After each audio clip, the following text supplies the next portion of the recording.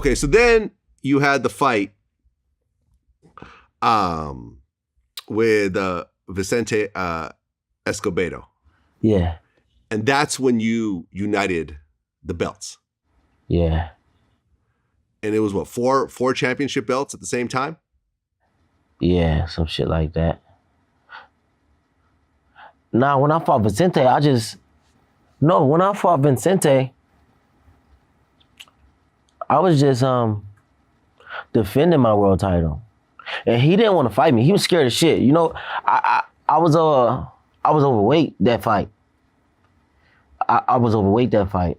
I got the tripping, man. And I weighed like 130 point something.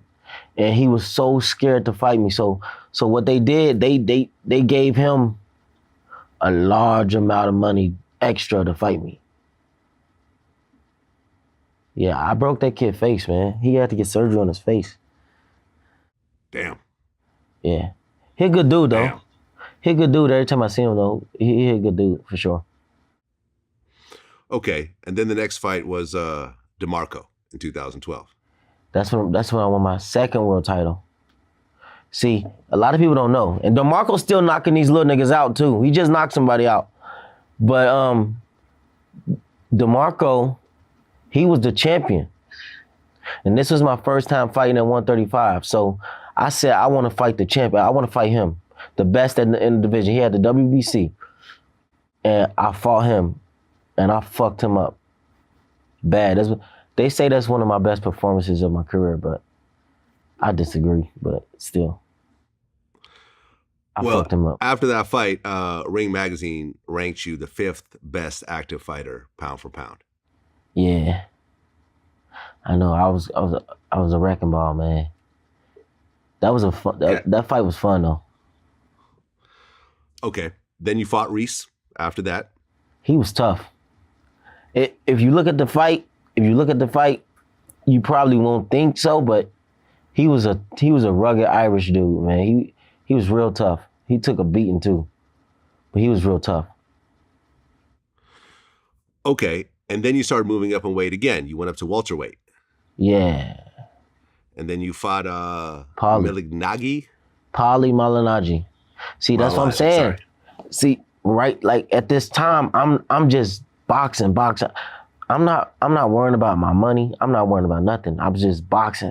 I was just in love with boxing, And one day, let me tell you how this fight happened. One day, I think we was at some fights, and Paulie Malignaggi had just beat Zab. I don't know if he beat Zab. I don't know, he beat somebody. But I'm like, I want to fight him. I called Al and I said, I want to fight him. And Al, he paused, like, are you serious? You gonna go all the way up? Because you know, I never fought 140 yet. I was still at 135.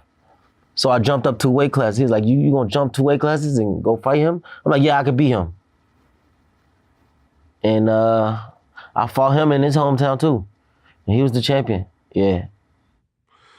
Well, yeah, after the fight, you said, I came into town and I got his belt and his girl. Yeah, I did. I was fucking his girl all week. You were fucking his girl before the fight. Yeah, it's crazy. Look, I didn't have her at first, right? Robert Easter Jr., my little brother, he became world champion too. He is like, hey, she be hitting me up on Twitter. This one, Twitter was doing their thing. So he was like, she be hitting me up on Twitter. I'm like, give me her number. So I got her number and she came over and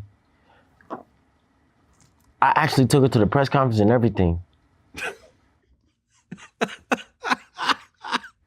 Paulie tried to not let her in the press conference. Hey, I could talk about it now because me and Paulie, we like best friends now. That's my boy.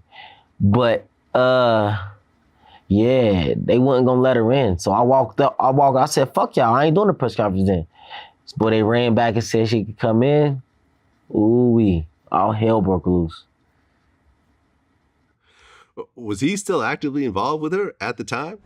I didn't care. I just knew they had relations and I knew to get to him and I knew he loved her. Cause I ain't gonna say that. I ain't gonna put him out there like that, but He loved that girl. Okay, so that really got into his head, though. Yeah. I mean, it could have backfired. He could have been so angry over that shit that he just wilded out in the ring. But nah, boxing don't work like that. Boxing don't work like that. Being angry in the ring only gonna get you fucked up. You gotta stay calm, gotta stay poised, and block everything out, no matter what you're going through. You can have the worst day in your life. When you get in that ring, you have to be 100% focused. Yeah, I mean, when you look at Floyd Mayweather, that's like one of his superpowers, is that he never gets upset. He's always focused. You never see him lose it. Or even when other people are losing it, he just stays calm and does the job. Mm-hmm. Yep. Okay, and that fight actually got you, at that point, your career high paycheck. You got $1.5 million for that fight. Yeah.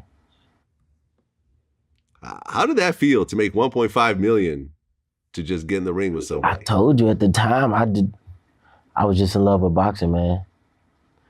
I was just in love with boxing. HBO was giving me so much fucking money, man.